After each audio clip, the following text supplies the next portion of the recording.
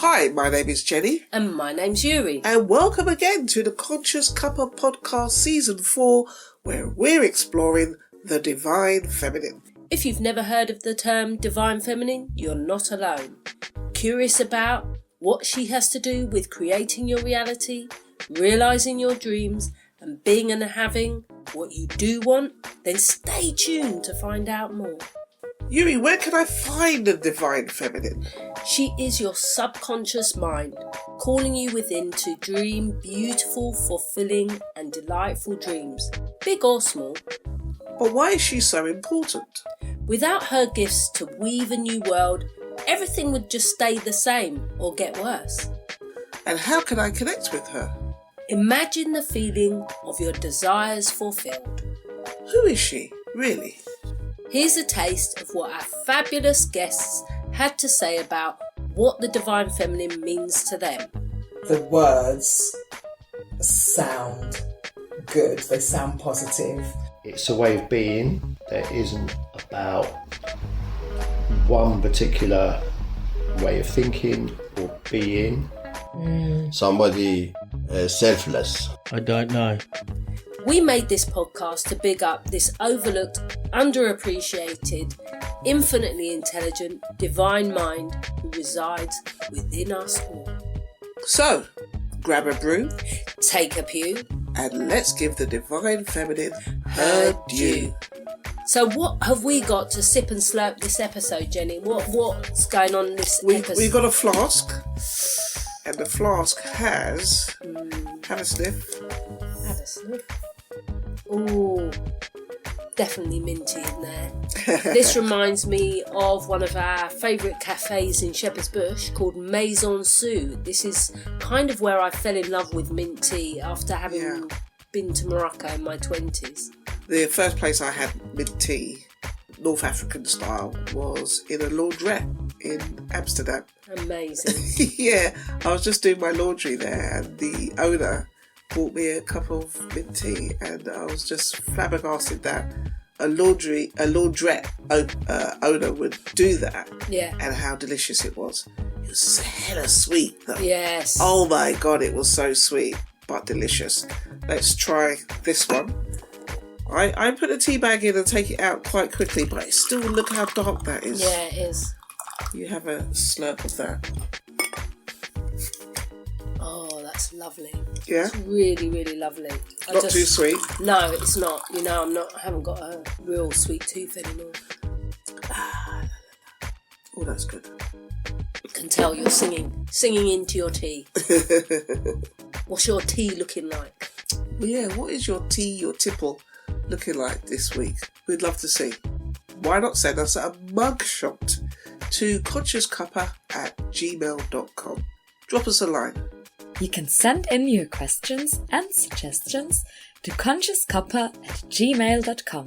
That's CONSCIOUSCUPPA@gmail.com. Darling, would you like a cup of tea? I'd love a conscious cuppa. So this is what we do. We asked 30 people to pick from 13 lollipop sticks and gave them 5 minutes to talk about the subject written on the stick. This episode, Jenny will be discussing dreaming and getting in touch.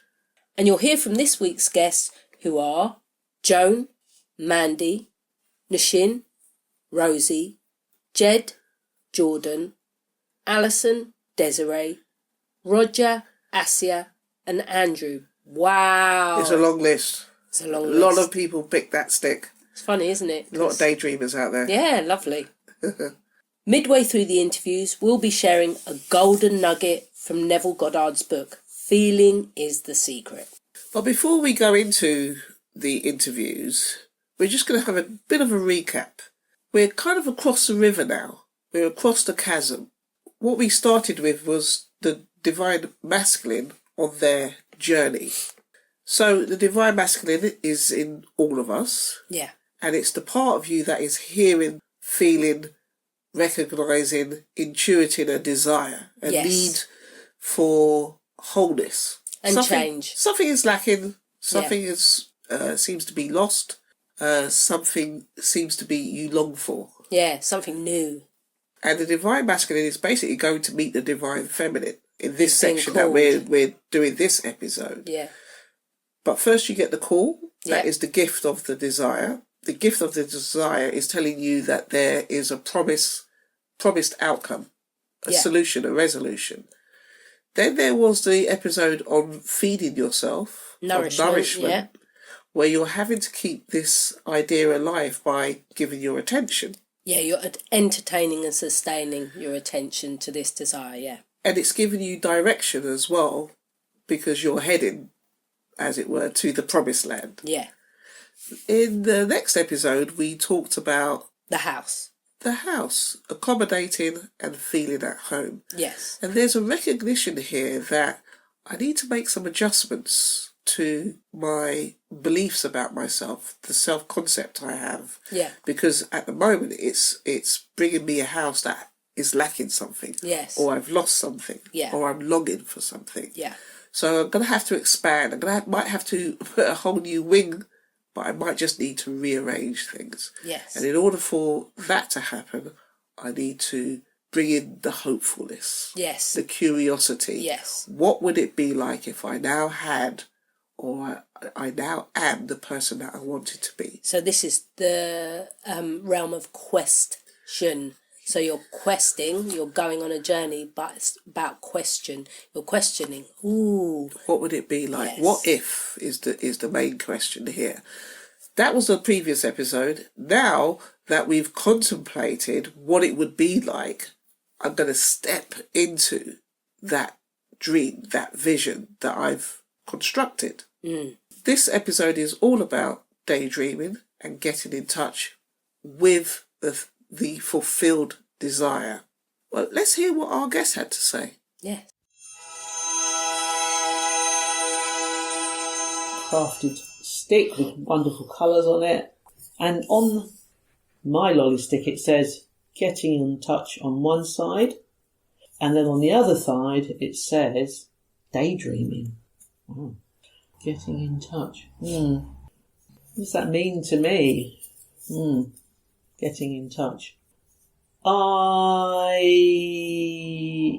can relate to this in many ways, because it reminds me of me and the fact that I'm very out of touch with myself and many other people, really. So yeah, it's quite a profound statement to me. It brings about so many different emotions. I'm not sure what they are, but getting in touch, it's really important that I find myself, my sense of self. I recognise it in others. It's really, really important that I'm connected to my sense of well-being, my sense of purpose. And the fact that getting in touch is about reaching out, isn't it? It's about making a connection. Yeah. It's about communication. Yeah. It's about being open and responsive and receptive to another, but also to oneself. Yes. So yeah, I started with saying I'm not very good at it, getting in touch, but I also think I'm pretty kind of, I don't know, I enjoy the opportunity to communicate. When I have that opportunity, I enjoy the opportunity to communicate and to really relate to somebody on a particular level. And sometimes that is very, very apparent in my wonderful relationship that I have with my jobs, with my children, friends, very good friends. Sometimes I get a little bit stuck in the motion sometimes. Mm-hmm. So in one way I'm very, very open, very able to receive communication, but sometimes, I'm not able to reach people. And sometimes I think people aren't able to reach me. So yeah, getting in touch, that's what that brings up for me. I'm going to turn the stick over and just see what the other side says. Daydreaming. That's a really, really interesting statement. That brings up so many different memories for me. When I used to be at school, I used to be called a daydreamer. Because I'd always find myself sitting there and just looking out the window, not really listening, not really paying attention to anything other than what was going on outside, or what was going on, that was a few feet away from me. I think daydreaming is really helpful. It helped me manage many emotions over the years, helped keep me safe. Yeah, it gave me a sense of purpose sometimes when things were very difficult. Daydreaming was my saving grace. Being able to just remove myself into a space of positivity most of the time, but sometimes that wasn't the case. But to have the opportunity to just lose yourself in your thoughts. Yeah. I think sometimes though that I can be kind of, I can be very kind of anal about daydreaming because, there's a world going on out there, isn't there? There's people to love, to share with and so on. And, maybe less daydreaming and more getting in touch maybe is the focus, I don't know. I don't know. Being a bit more selfless. Great, thank you. Okay. Yes.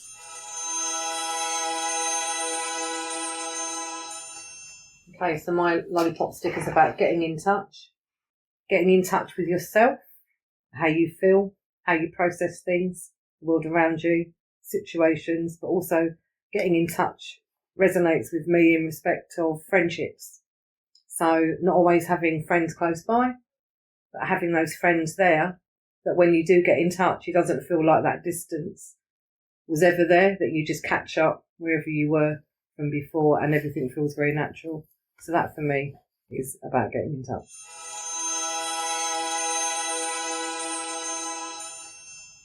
So my next one, lollipop, is getting in touch.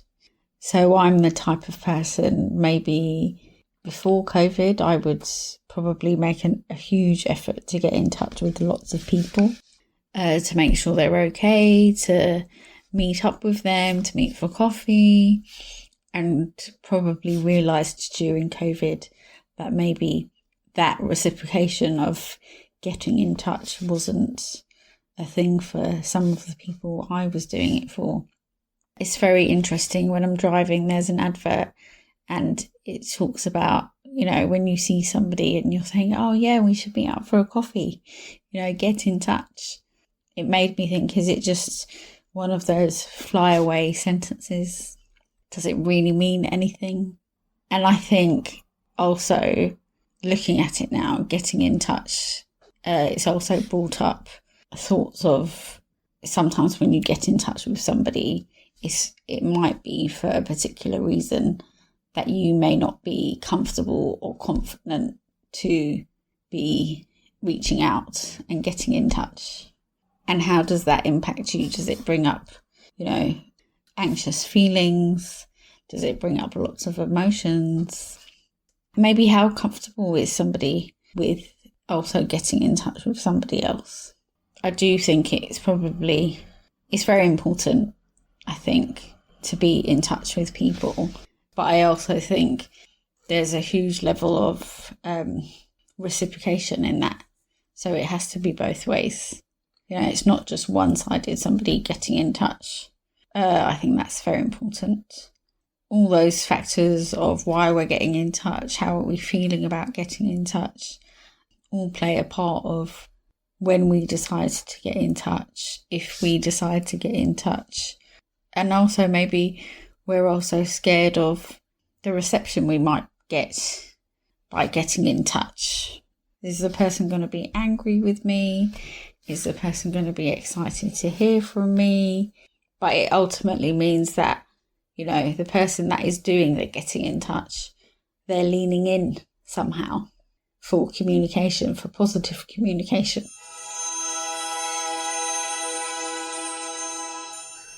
Getting in touch, for me, that immediately makes me think about sort of friends and reaching out to other people. But I realise it also is in relation to yourself.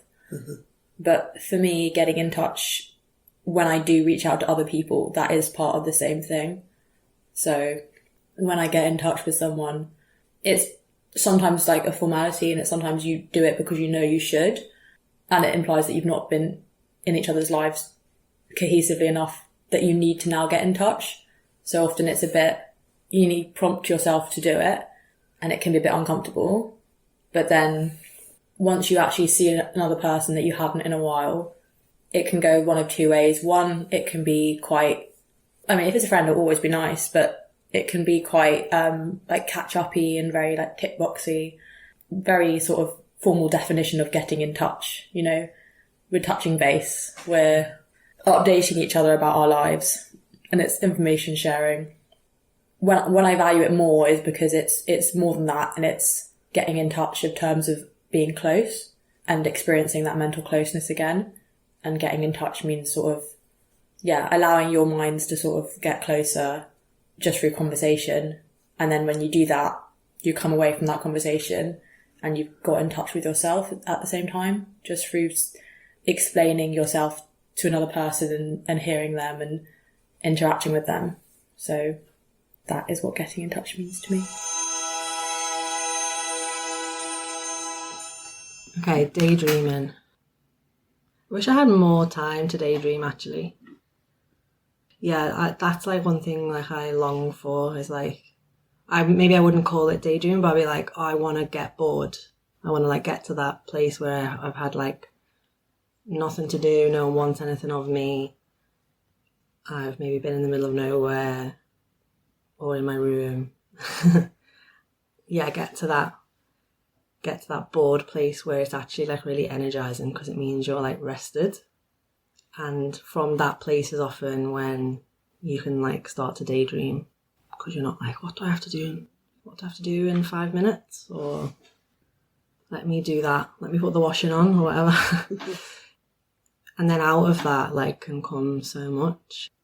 Yeah, when I had COVID recently actually, and I was like in my room and trying to fill the hours of the day with like a bit of a headache, so I couldn't really like read or like watch too much telly, and I was like got so bored that I was like started to feel really creative, like and then my daydreams would be like, okay, let me write a poem.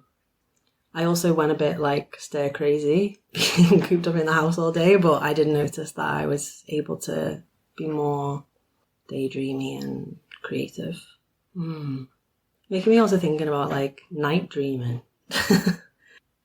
Yeah, like when you dream at night, like, you know, they say, I don't know who they are, they say that like you can extract meaning from your dreams, right? And I'm just like, oh, can you extract meaning?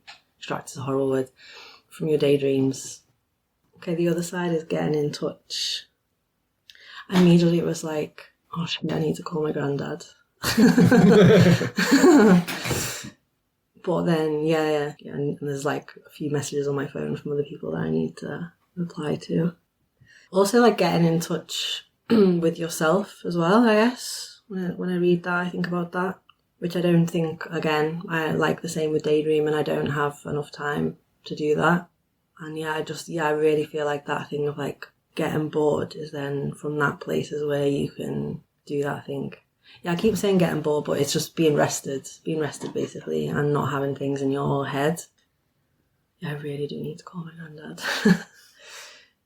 I've also been thinking about, for ages, like for many years now, about like deleting WhatsApp and instant messenger off my phone, because I feel like it's too easy to get in touch in ways that I actually don't want to be in touch, when there's like actually like important ways to get in touch with people that I want to have more time to do, rather than just carrying like constant guilt of like, oh, I need to reply to that, I need to do that. Like, I want to be like, I want to ring my granddad, but I'm like, my first thing is like, I can't be bothered.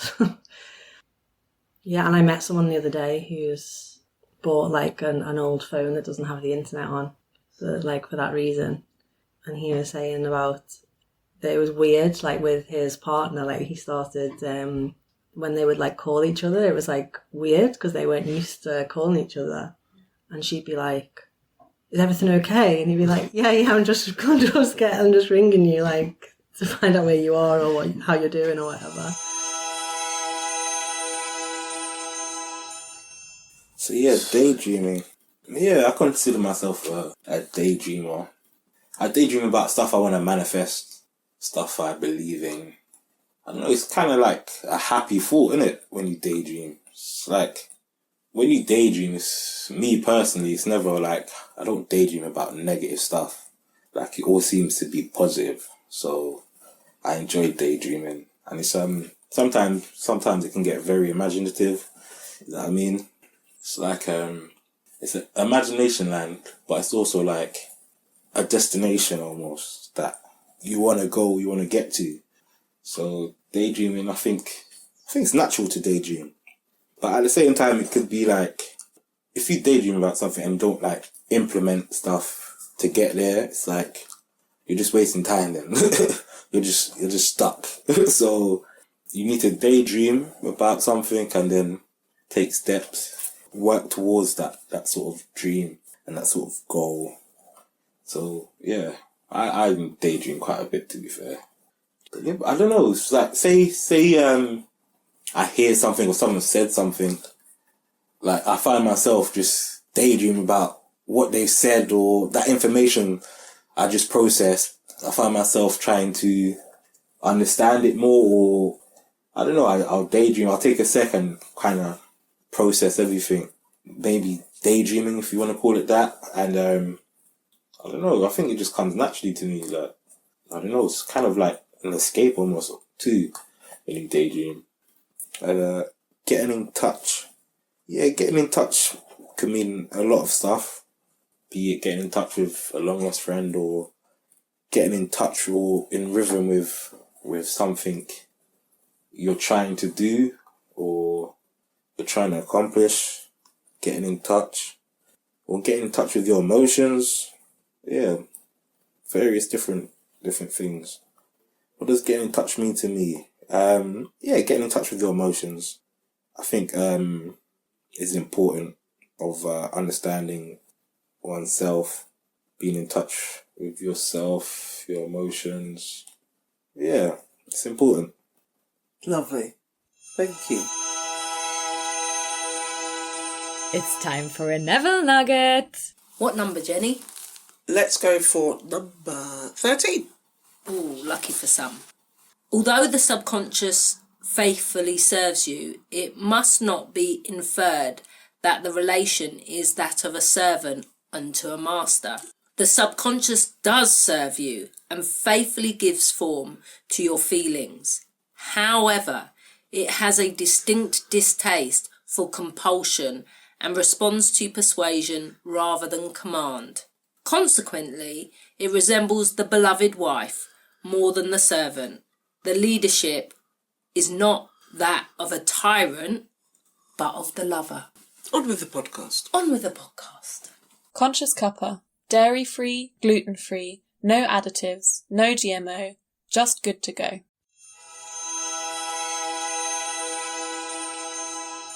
Getting in touch and daydreaming. I'm going to take daydreaming. Okay. I might end up with getting in touch. Yes. Because I see how they are. I see how they're linked. They're linked. I was at my Quaker meeting today, and some prompt or other I was thinking, I can't remember the proper prompt that I had.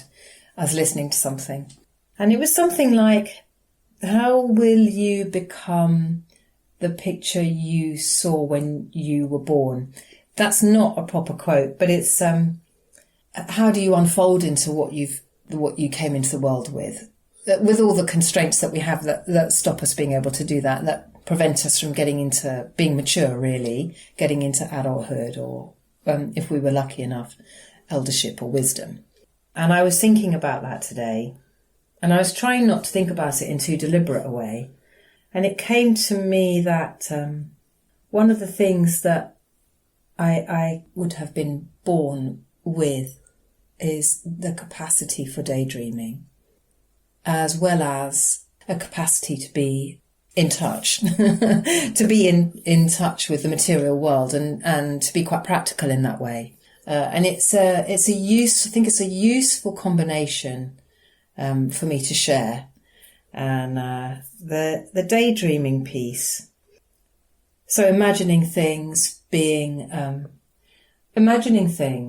and thinking of different ways to do things and getting sort of inspiration unbidden into the mind is a wonderful thing, but it's not actually great at helping people make money. So I think when you're at school and you're a daydreamer, it's not always brilliant. So whilst it's a superpower, it doesn't always feel that way if you are a daydreamer. It doesn't always feel that way if you are a daydreamer. Sometimes you just think, oh God, why am I such an absent-minded nimpkin? But daydreaming is a really wonderful, beautiful thing that I can do, and I love to share it. And I think it's easy to forget that it is valuable and helpful, as well as it's being delightful. It being delightful. This is where the vision comes from.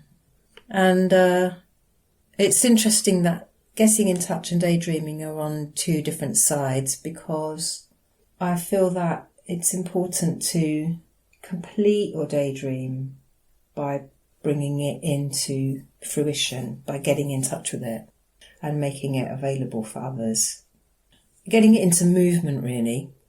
Sometimes that might mean getting it on paper, or it might mean speaking, or it might mean moving, or it might mean some theatre or drama experience. They're both needed to complete this experience of the inspiration you can be open to, which again comes from Mummy, comes from the divine feminine. You get these things will come to you, and you can dream them, but then you do need to bring them into touch.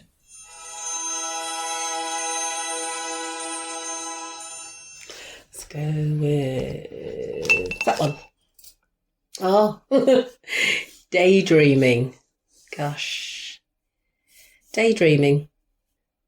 I think growing up, for me, daydreaming was something that was a bad thing.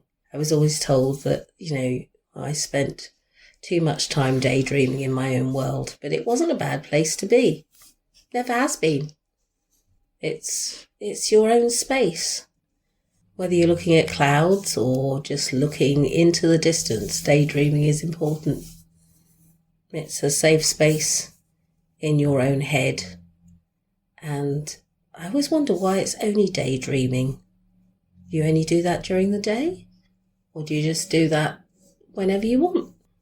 And people shouldn't ever think they can take that away from someone. It's yours. Hopefully I've passed that on to my kids. I mean, not being present is very different from daydreaming. And I think those two things get mixed up. But daydreaming is important and special and should never be underestimated. What's the next thing? Oh, getting in touch. Okay. Getting in touch. That's many things, really. Getting in touch with yourself, which seems to be a big thing. I don't think you lose your sense of self necessarily. So getting in touch assumes that there's something missing. I don't know about getting in touch. Is that with a person, a thing, a place? I would say connecting more than getting in touch. Getting in touch, if that means that for someone else, me getting in touch with them impacts them in a particular way that pleases them, that's great. But not getting in touch is also quite important too. I've come to the conclusion. So maybe not getting in touch is something I might need to look at. Choosing when to get in touch. I'm learning that. I've been daydreaming for as long as I can remember. I used to daydream with toys, which would make them more spectacular. I would daydream whenever I had the chance to. I'd daydream at school. But daydreaming was also a safe place for me in difficult times. My imagination, in my daydream was very vivid, but usually based around objects. I'd have a pen in my hand and it would become one of the Thunderbird's spaceships. I would use my fingers to be the $6 million man. But what was interesting is why I was doing this. It was to deal with difficult feelings, difficult emotions. Things like anxiety. I can remember feeling as a child in the house. But daydreaming, yes, daydreaming was something that I used to do regularly. And I must admit, I suppose as my life has become more full, I spend less time daydreaming in a rather doing outer. Yeah, I do appreciate and have come to understand where daydreaming comes in the imagination, and how daydreaming can be a way of identifying things I want to achieve, places I want to go, and so forth. I think it's the most amazing thing. And it really is a real personal, it can be a really personal experience. And I have to say the sadness would be that finding time to daydream, being in a space where, okay, I'm going to daydream. Dreaming, I hardly ever remember my dreams now. So it's something that I need to really try and engage in meditation to aid the daydreaming. Speaking with Jenny, I can see where daydreaming may be a start to try to generate the use of the imagination, try to identify things in the daydream, places and things that I'd like to achieve. As an artist, images. As a musician, sounds and so forth.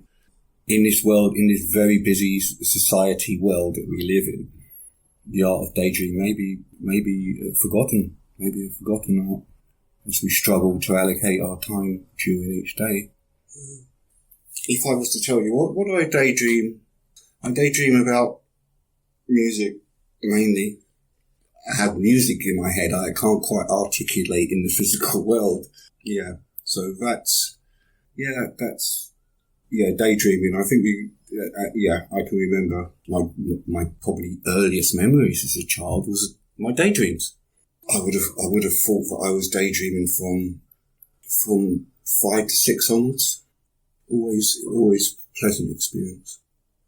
Yeah. I mean, the iconic thing of a daydream is sitting in a classroom looking out the window, isn't it? That's a sort of symbolic thing of kid in a class looking out the window. And that was me.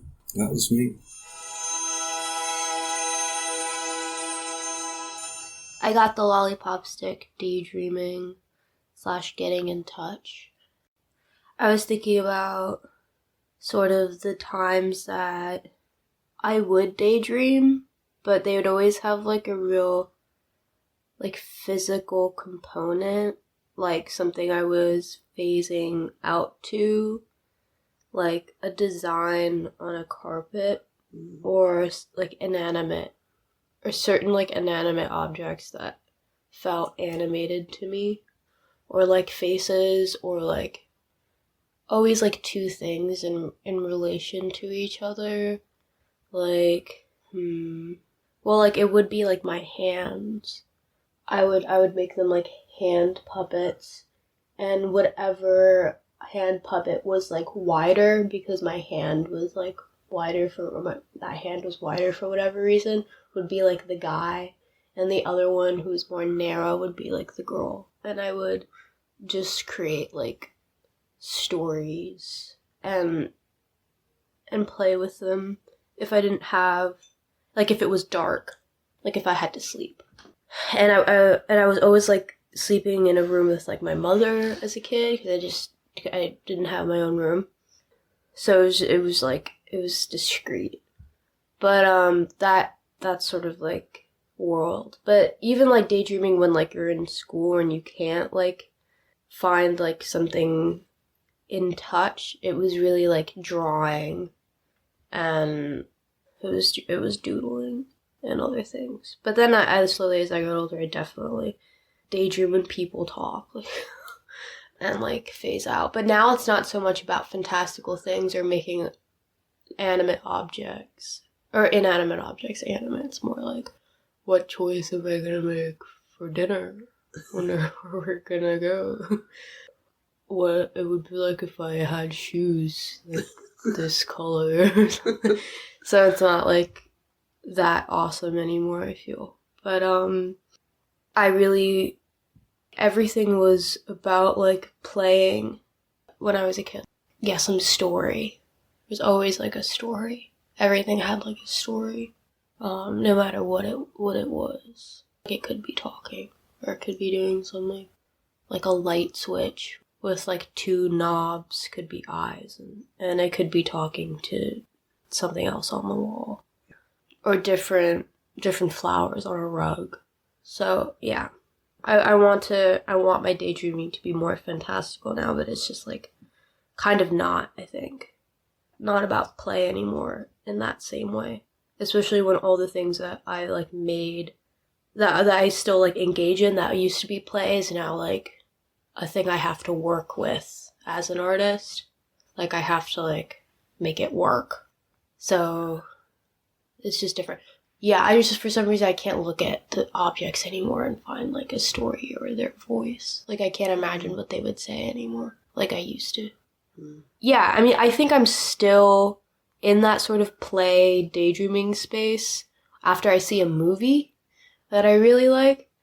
I remember as a kid, like, I'd see something I really like, and for, like, days after, I'd pretend that I was in that movie. Like, I would insert myself and play within that movie. Yeah. And I still do that in a way if it's really affecting. But it's just like, I just mostly get like a feeling or like a certain like look in my eye. Daydreaming became something really like frustrating to me when I would just phase out. I remember like being sober and like the initialness of like not getting out of touch as often or like tuning out.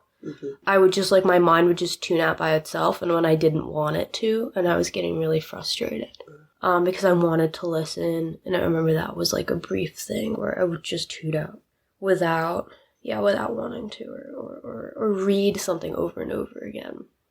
Yeah, daydreaming when you don't want to, when it's not playful, is really alienating, or it's really frustrating, it's really terrible. But it's still like a story. It's still where I get my stories in a way from that space. I want to daydream less about random adult choices, like having to cancel my Amazon subscription, like randomly, and more about what sort of world I can get lost in with just like my mind. Perfect. Thank you for sharing that. Let's go. Daydreaming. It's so funny, all of these are kind of linked. Yeah. With me being able to visualize things quite clearly in my mind, daydreaming comes super easily. Sometimes dangerously so.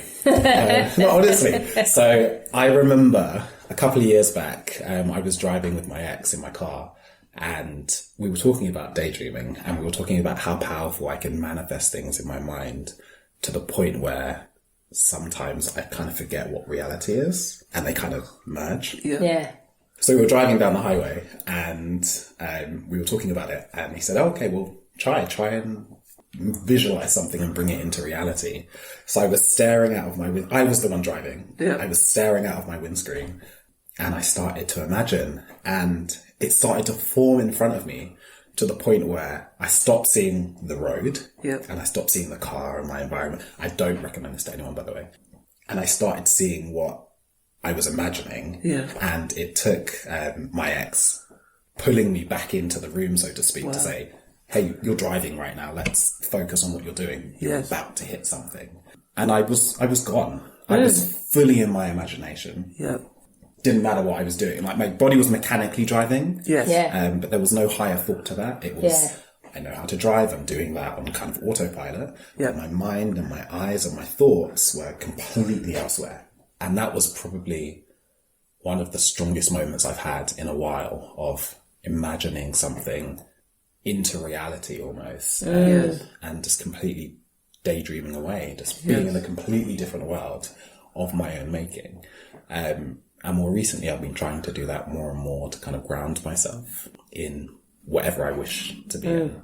It's amazing. I'm not sure if everyone else can do it to that level, but I will stare, and especially at the gym, don't know what that says about the gym, but I will stare and I'm not looking at you. I may be looking directly at you, but I'm not looking at you. And my mind is elsewhere, and it only brings me back when someone moves around or crosses my vision or something, and I realize, oh, hold on, I'm kind of back in this world. Yeah. But it is really easy for me to slip out of reality, I guess. But Yeah. That kind of asks the question, what is reality? Yes. Is it what Which I've reality? built? Yeah. Is it Yes. what I've built in my head? Or is it the waking dream, so to speak? Yes. Who knows? Yeah, they're the things that kind of immediately come to me when I think about daydreaming. I guess from a feeling perspective, I've never really thought about this before, but have you ever daydreamed and it not be positive? Because I never have. Oh, really? All of my daydreams have always been blissful. It's always been magical. Yeah. You know, and I can daydream about fantasy, and again, like I'm almost doing it now. I'm walking. Stay with us, Yeah, it's amazing. I can see myself walking down the path right now, and I can see stuff flying around me, and it's magical. It's like, it's warm. I keep using the word warm, but it's the best way to describe it. It's warm. You feel safe. You see everything there. But I've never thought of a bad daydream. Oh, good. I guess you could force yourself to, but it doesn't come naturally. I don't think that's... It's always really positive.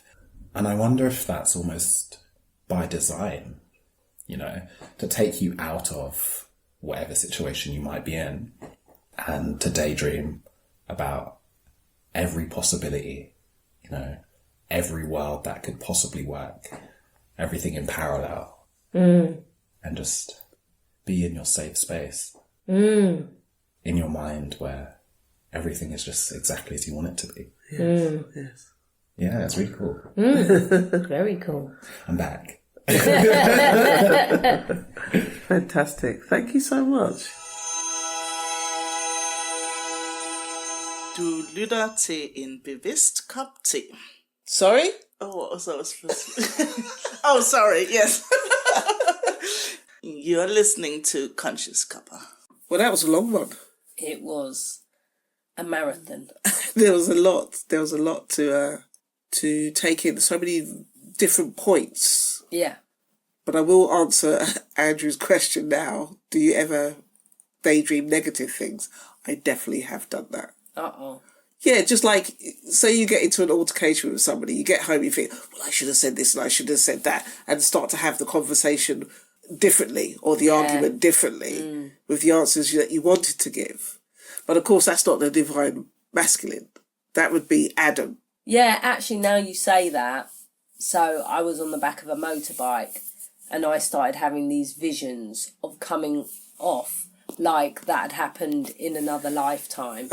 And that's really put me off ever going on a motorbike. This is what Desiree is talking about in terms of daydreaming shouldn't be underestimated. Yeah. We've been over the last 3 seasons talking about how your imagination is creating your reality. Yeah. And daydreaming is part of imagining. Yeah. So whatever you're keeping in mind, what we're also realising is your subconscious mind is listening to everything and saying, oh, you want some of that, without any kind of judgment, without any like double take. Maybe you shouldn't be thinking about that. No, it's going to give you exactly what you have impressed her with. Yeah. One has to be very careful about not only you're thinking about, because what's important here is how you're feeling about it as well, because feeling is the conduit. Feeling is the way that it's impressed. It's kind of the warmth that is given, passion, the heat of the feeling. You could say kind of makes the subconscious mind yield. Does that make sense? Yeah, it does. It does. You warm it up and it yields to you. Yes, yeah, now it's like wax. Pliable. Yes, yeah. yes. Yeah. So it's not just thinking, because that could be cold. It has to have some warmth to it. Has some feeling, to convey that message to the subconscious mind so that she can then outpicture that for you. And of course that warmth, as we know from falling off the back of the bike and the argument, can be a bit fiery. Yes. So, yes, it is a lost art for a lot of us, because that vividness that you used to have as a kid, a lot has been lost. What Asya was saying about the different ways she used to play with her imagination and the things around her. And now it's come down to, I have to cancel that subscription, or what am I having for dinner? Yeah, this list chips of or things, chicken. yeah. It's just like, okay, it's been, your computer system is reduced to you just playing solitaire. Yeah. But it could do so much more. So what I also got from Rosie and from Mandy was about this closeness. Yeah, friendship. That mental closeness that you get. You're not just ticking boxes. And Mandy said about feeling close and natural. Now, this is what Neville often talks about. It's got to feel natural. Because when you're in this stage of the imagining, you're imagining it's already been fulfilled. Mm. And so you're imagining a scene where it's already done. It's just the norm. Even if you're excited about the fact that it's happened, yeah, but it's not hard for you to hold that feeling. Mm. God, what Andrew was talking about, driving, and he could just see everything. That kind of stepping into the daydream and have it wrap around you. Yeah. And you feel like this is where I am, rather than I'm also in my bedroom or I'm also driving a car. That's so important. Not while you're driving, as he said. Maybe not at the gym while you're staring at people. But that kind of wrap-around feeling that you're completely engaged, you're completely in touch with the scenario. This is where the two have become one, because when you were outside of the dream, what you wanted is over there and over then. When you step into the dream, now it's here and it's now. So first person present tense. Yeah, but you've become one with what it is you previously wanted. Now you have it. I have. Yeah, and it's, I think the point I'm making is this divine masculine and divine feminine have now joined together. So it's now one scenario.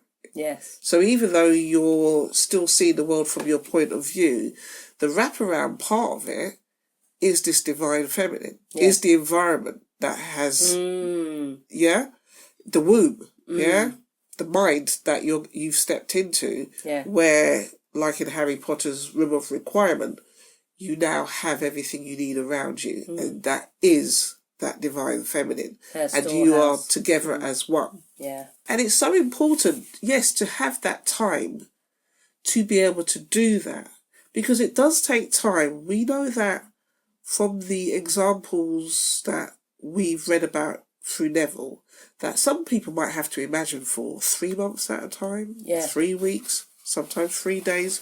But there's a repetition that has to happen.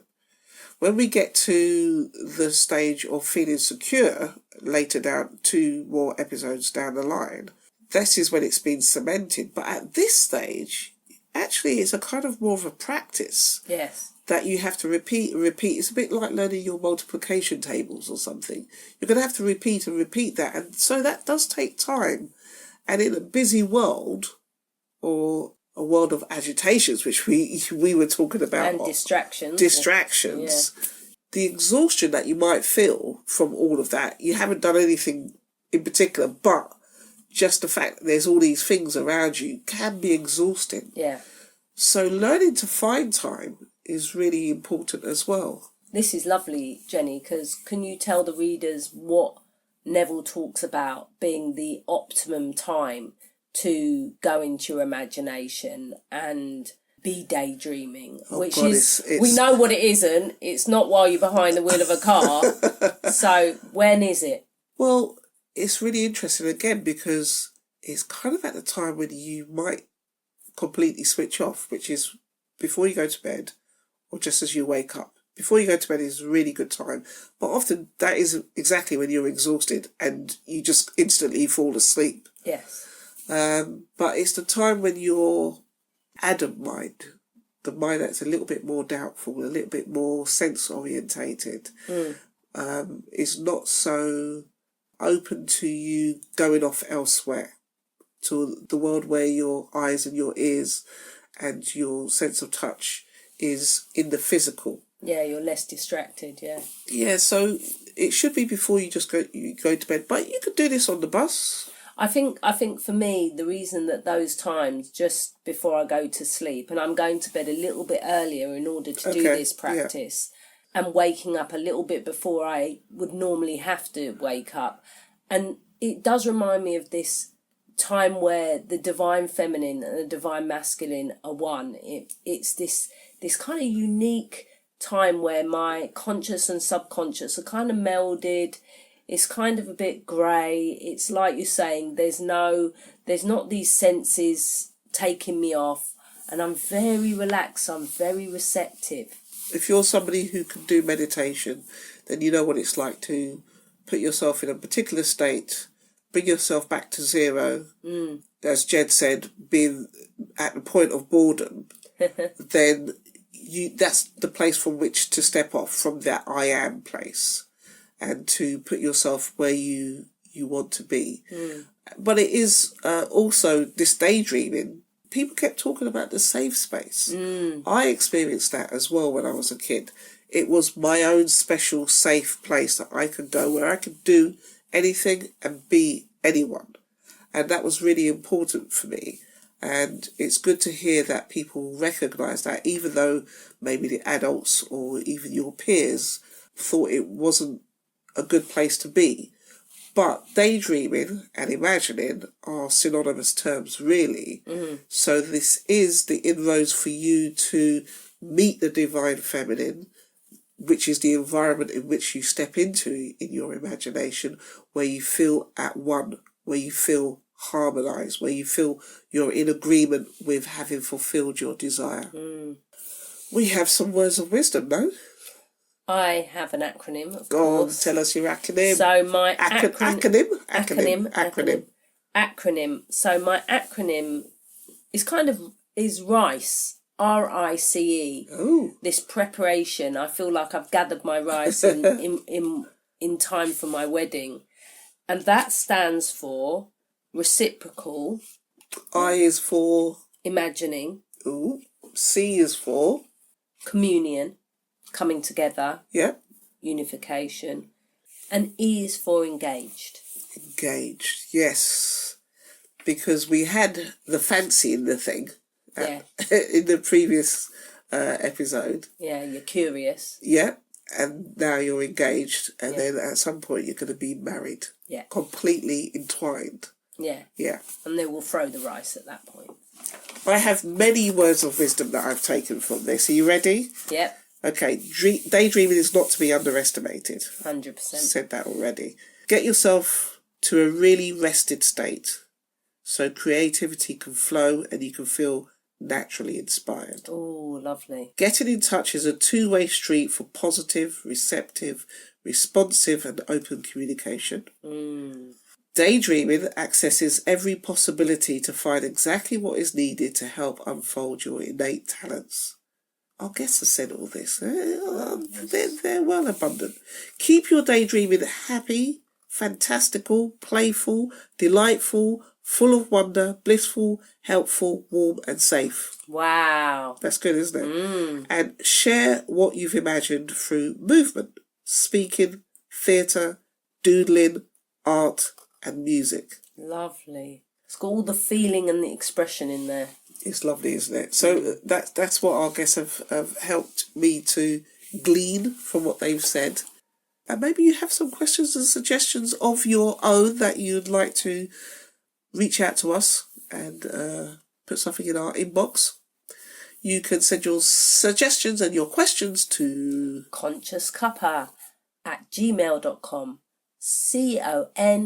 CONSCIOUSCUPPA@gmail.com. Lovely. And we will say goodbye. Thank you to our guests and thank you to our big shout, I should say, to our little soundbiters. If you hang around to the very end, there is an Easter egg. Lady from the Bible. Okay. See you. Bye.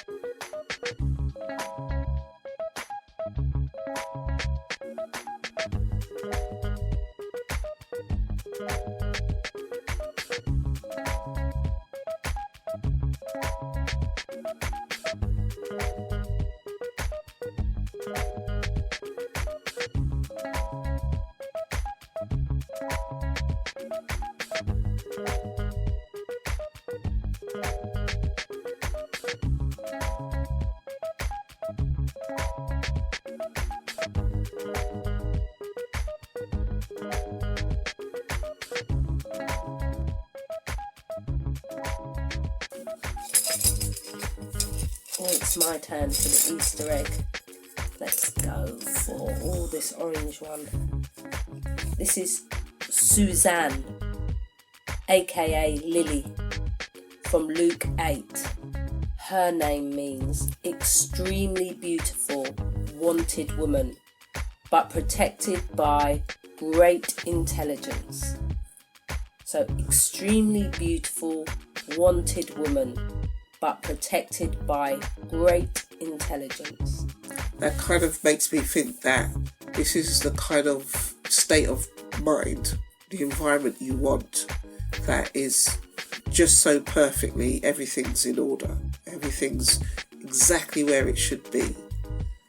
But it's intelligent. She's not gonna just let anybody come and live there. Yeah. You've got to be on your serious, not, I was going to say serious game, but this is not a game. Yeah. No. So it's this beautiful, nourishing soil that you're planting this amazing seed in, which is, your imagination. And it's not repeating old stuff. It's really bringing about something new.